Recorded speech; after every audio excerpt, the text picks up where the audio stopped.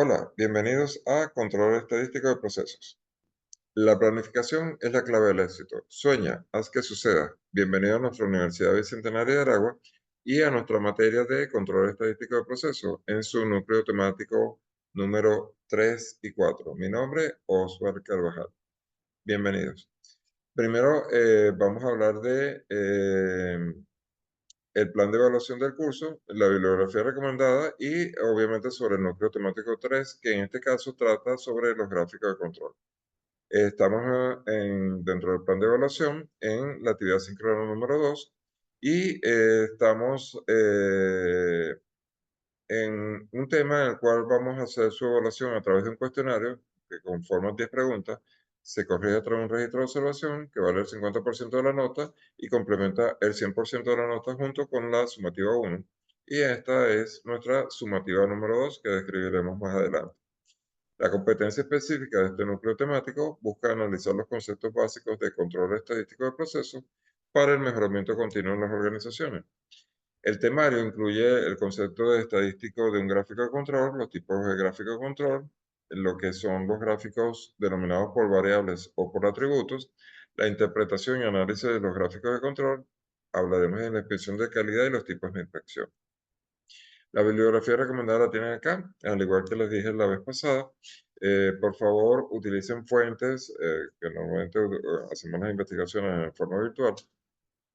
Utilicemos fuentes del área. No utilicen Econipedia, Wikipedia, inclusive los programas de inteligencia artificial, que si bien pueden suministrar ideas de lo que estamos investigando y nos sirven para darnos ideas, para el desarrollo de trabajos formales no son adecuados porque no conforman fuentes primarias de investigación y en todo caso son artículos que la gente va pegando y no sabemos si a ciencia cierta el contenido está bien desarrollado. Entonces, mi recomendación, por favor, investiguen en fuentes primarias y no utilicen blogs de personas, porque finalmente no sabemos si esa persona se adecua o no al desarrollo necesario para convertirse en una fuente primaria de información. Hablemos de los gráficos de control. Los gráficos de control no son más que una representación gráfica en forma de diagrama que nos permiten determinar si un proceso se encuentra o no en lo que se denomina control, que no es más que indicar que el proceso es estable. ¿Qué significa que es estable? Que cuando nosotros fabricamos piezas, por decirlo de alguna forma, o productos, a medida que los vamos fabricando y se va midiendo su comportamiento, se generan unidades conformes. Recuerden que calidad es cumplimiento de especificaciones. Unidades conformes implica que las unidades producidas eh, mantienen esa relación de los límites establecidos en, en lo que es el desarrollo del producto como tal.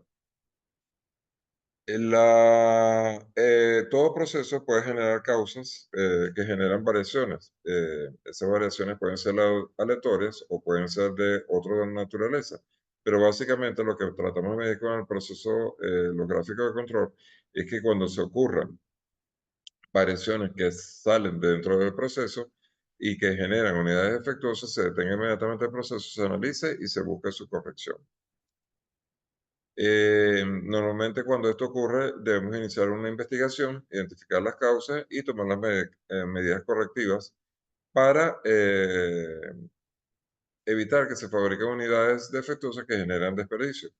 Acá tenemos, por ejemplo, en la gráfica, que se muestra acá, una gráfica de control. Tenemos en este caso un eje que nos habla del número de muestras tomadas y la medida de la muestra. Básicamente puede ser una medida de longitud, por ejemplo.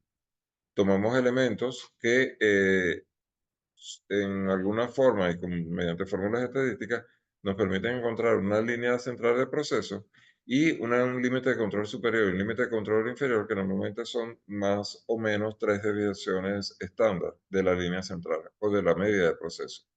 Si los valores cuando yo los mido están dentro de este campo del límite de control y el límite superior, diré que mi proceso está en control. Ahora, hay cosas o valores que pueden reflejarse fuera de esta línea, serán puntos fuera de control, o también serán puntos de fuera de control si se pierde la aleatoriedad de las medidas. Si yo tengo todas las medidas de un solo lado entre la línea central y el límite de control superior, por ejemplo, lo que implicaría es que hubo un mal cálculo de los límites de control. Y eso generaría la posibilidad de que en algún momento vamos a tener desviaciones en nuestro proceso.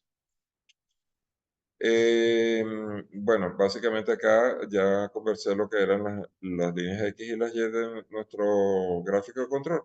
Y diré que existen dos tipos de gráficos de control, los denominados por variables y los denominados por atributos.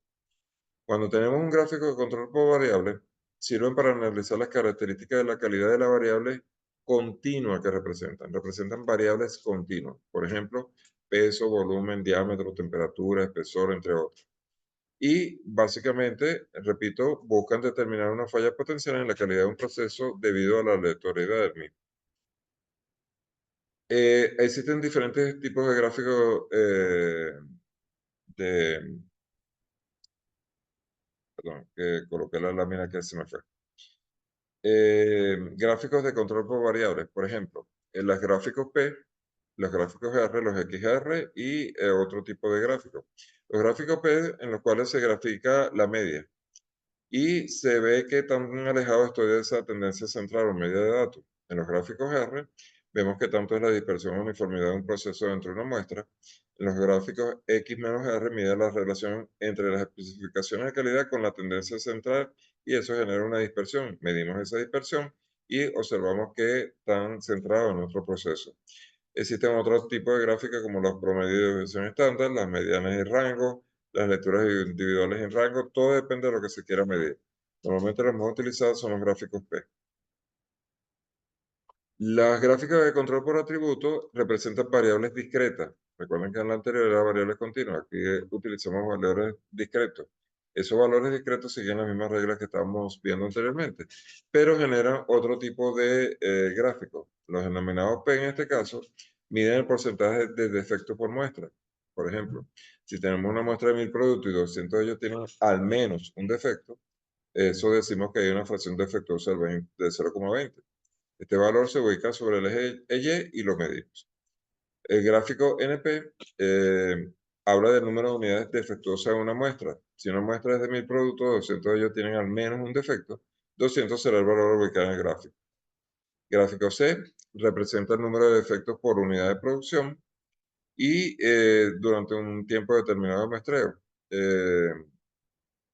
Por ejemplo, aquí decimos, si el número de zonas desgastadas que tenga una chaqueta de cuero es más de 5, se considera una unidad no conforme y se registra dicho valor. O los gráficos U que miden los porcentajes de defectos de una unidad durante un periodo de muestra.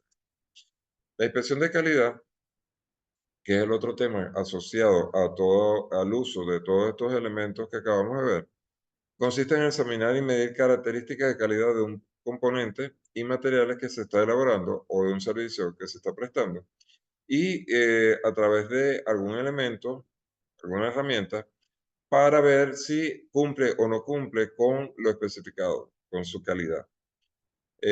Básicamente lo que buscamos es que los productos eviten salir de la línea de producción o el servicio prestado no sea adecuado y que genere unidades para reproceso o desecho. Reproceso si la unidad es recuperable, desecho si la unidad efectivamente no sirve o no es conforme.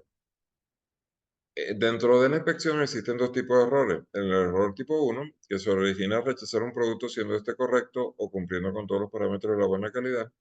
El error tipo 2, que se origina al dar como buena una muestra que en realidad no se encuentra dentro de los parámetros válidos de calidad y dicha muestra es omitida, aun cuando se tienen efectos no deseados. La implicación es que eso genera unidades erradas a nuestros clientes. Los tipos de inspección de calidad, por ejemplo, pueden variar según el número de artículos inspeccionados. Y entonces tendremos inspección al 100%, que se muestre el universo completo. Inspección por muestreo, en que, basado en una tabla estadística, se toma un cierto tamaño de muestra y se mide esas muestras para ver si pasa o no pasa, y eso basado en una cierta confiabilidad específica. La inspección de comprobación que permite comprobar grandes cambios en los niveles de calidad con muestras pequeñas. La inspección cero es que no realizamos inspección, porque el producto nuestro estamos 100% de que es de excelente calidad. También tenemos la clasificación según las etapas del flujo de productos. La medimos en inspección en la recesión, que es obviamente el proceso en el cual recibimos. La intermedia o de proceso, que es durante el proceso fabril. La inspección del producto, ya cuando está terminado. Y la inspección previa a la entrega, que es justamente en el momento del envío. También durante la entrega o cuando podemos medir el producto almacenado, o las llamadas inspecciones de auditoría, que es para comprobar y diagnosticar si la garantía de calidad y la inspección normal están funcionando normalmente. Y esto se hace a través también, como dice el siguiente elemento, de una inspección por terceras partes, que pueden ser algún ente externo que viene a medir nuestro inventario. Con ello termina el núcleo temático 3. El núcleo temático 4 básicamente habla de capacidad de proceso y hablaremos de la actividad sumativa número 2.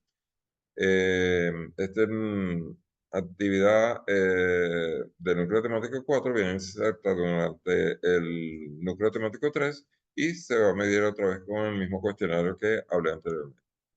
La competencia específica busca determinar la variabilidad natural de un proceso para mejorar la gestión de calidad de las organizaciones. Y aquí hablamos de varios conceptos, conceptos bien importantes en la industria. Capacidad de proceso, pasos de un estudio de capacidad de proceso, identificación del patrón de variabilidad, cálculos de índice, construcción de intervalos de confianza, comprobación de la normalidad de los datos, cálculo de índice CP y CPK o de potencialidad PP y PK.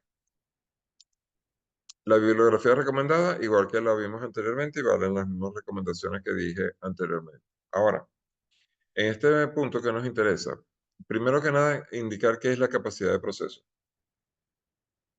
La capacidad de un proceso es un rango de variación que en condiciones normales de un proceso ocurren debido a factores aleatorios o accidentales. También podemos definir la capacidad de proceso como un grado de actitud que tiene un proceso para cumplir con las especificaciones técnicas deseadas, o sea, para cumplir con la calidad de mi producto. La capacidad de proceso es alta normalmente y si es alta, se dice que el proceso es capaz. ¿Qué quiere decir que sea capaz? Que se mantiene estable en su producción y que no está generando unidades a descartar. Si ocurre lo contrario, se están generando unidades defectuosas, se dice que el proceso es no adecuado. Para hacer un estudio de capacidad de proceso, primero determinamos la característica de calidad que queremos medir, temperatura, peso, longitud, etc. Controlamos el proceso eliminando todas las variables o asignables o atribuibles al proceso, todo aquello que me afecte a mi proceso y que de antemano lo puedo determinar y que evito que ocurra. Por ejemplo, si estoy midiendo temperatura, eliminaré la posibilidad de que ocurran elementos externos en el proceso que afecten la temperatura del mismo y que pudieran llevar a conclusiones erradas. Tomamos muestras de proceso, normalmente se indica en estadística que no deben ser menos de 50 y por lo menos medida en 250 elementos para poder tener una alta confiabilidad de que los elementos estudiados se corresponden. Se calcula la media y la desviación estándar por las fórmulas normales de estadística que ya conocemos. Se calculan los límites de proceso, la media como el límite de control y los límites superiores de control como la media más 3 desviaciones y el límite inferior de control como la media menos 3 desviaciones. Y se calculan esos límites superior de control y límite inferior con los límites inferiores y superiores de las especificaciones de nuestro proceso, que definen la calidad del mismo. Ello entonces nos permite inferir algunas cosas.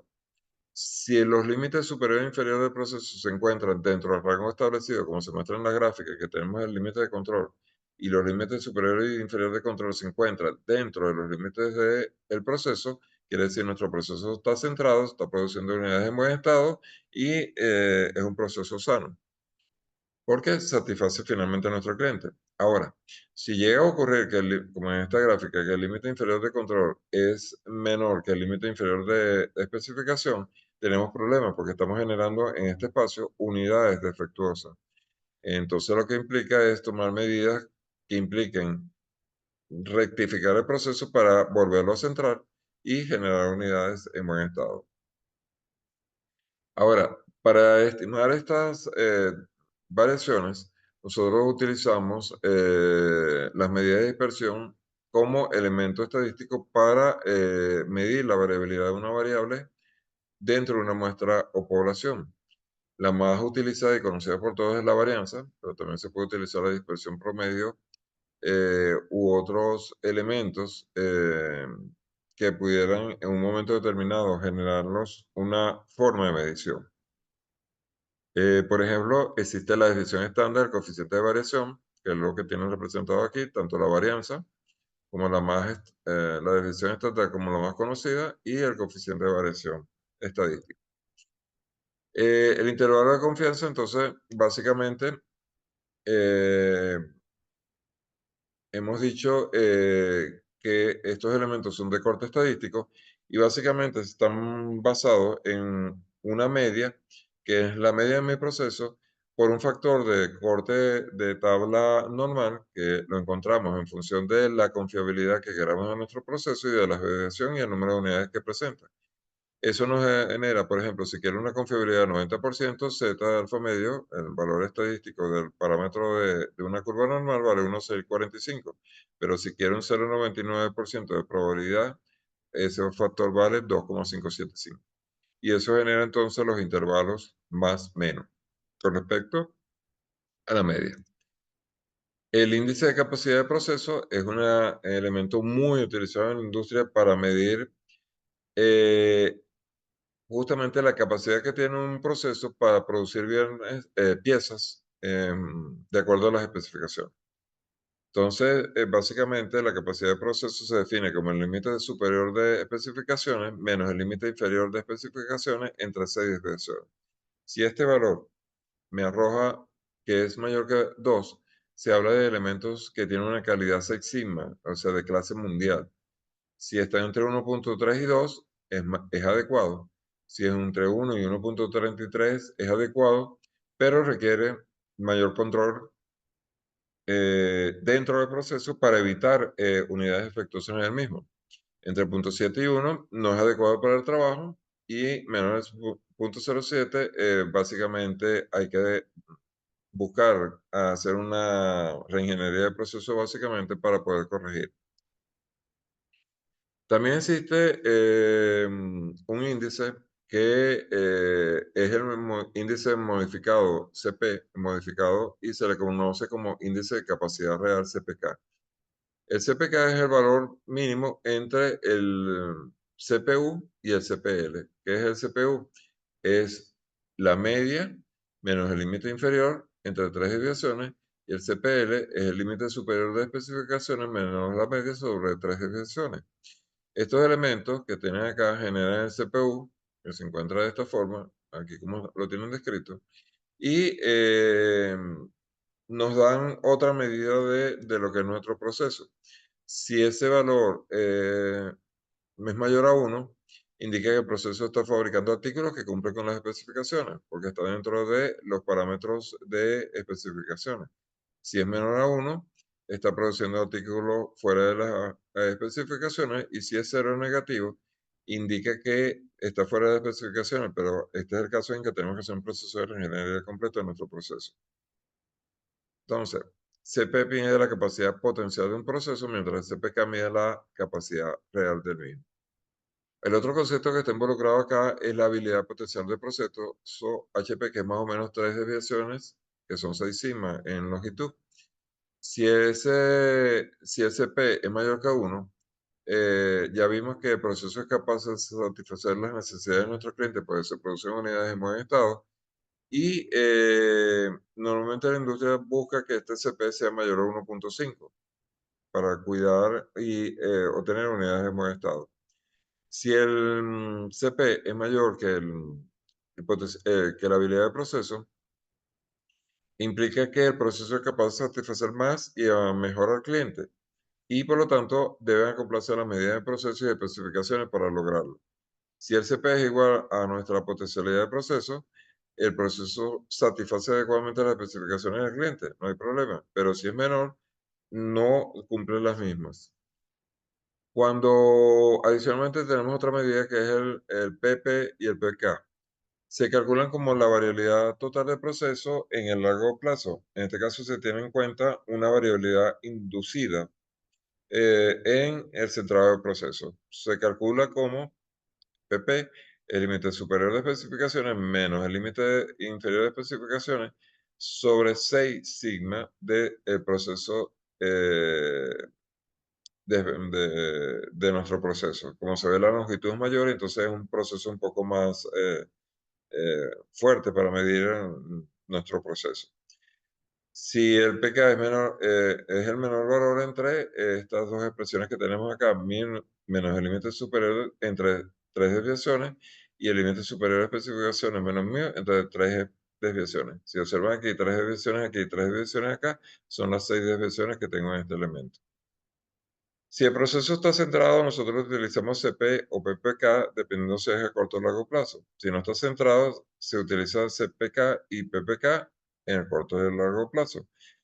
Con límite superior, utilizamos el CPU o el PPPU y con límite inferior el CPL o PPL, tanto a corto como a largo plazo. Todos estos elementos que nos sirven. Vamos a realizar una segunda actividad sumativa, que en este caso es un cuestionario. Nuestro cuestionario está compuesto por 10 preguntas, se trabaja en base a las mismas reglas que ya deben conocer. Hay un límite establecido de 1 hora para cada intento y cada intento tiene 10 preguntas en las cuales debe contestar. La recomendación es que antes de contestar revise bien las preguntas para evitar errores.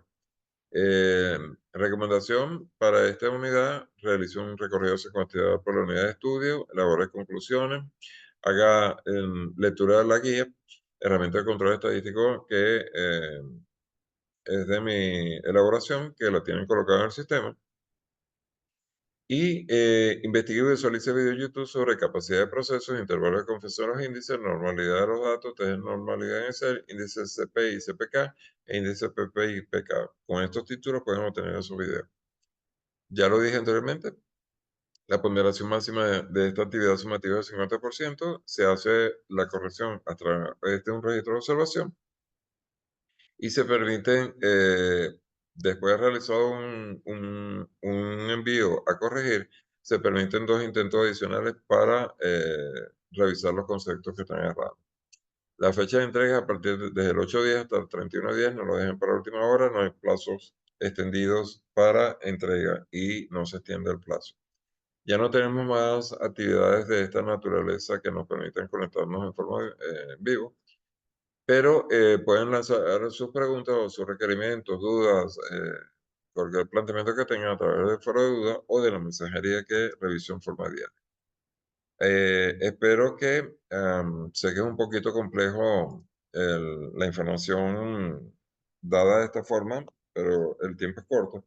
Pero requiero entonces que vean los videos que les recomendé, revisen el material que está en la plataforma para que complementen los conceptos. El cuestionario está basado netamente en el material que está colocado en el sistema. Entonces, de allí salen las preguntas que tienen que revisar.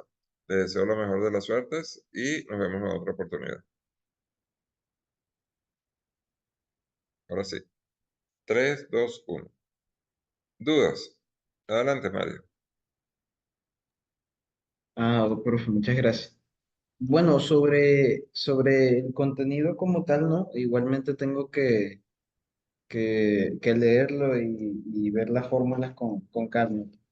Correcto. Este, pero una duda que sí tengo es con la actividad uno, sobre todo cuando dice que hay que hacer unos ejercicios propios, que había dicho usted. ¿Cómo, o sea, qué tipo de ejercicio más o Ok. menos Lo que te podríamos? recomiendo es para que te guíes, ¿no? Busca eh, algunos ejercicios que puedas ver en los capítulos de los temas que estamos seleccionando, ¿ok? basado en eso, replanteé el ejercicio en función del tema que yo te estoy dando, ¿de acuerdo?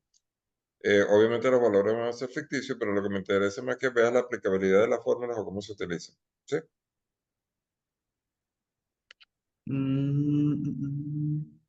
O sea, ¿Entiendes? por ejemplo, en donde se pueda aplicar, eh, donde por ejemplo se pueda plantear que si el análisis DOFA, más o menos, o Ajá. alguno de los análisis el Pareto y esas cosas, así Ah, digamos, perdón, con es correcto. valores. Se me fue. Estaba concentrado en las fórmulas ahorita de esta unidad. No, en la tarea número 1, cuando hablamos de las herramientas de la calidad, es que tú tienes un problema. Ahorita no recuerdo cuál fue el problema que coloqué. ¿Cuál fue? Tenés que aplicar las herramientas de calidad a un tema específico que te di.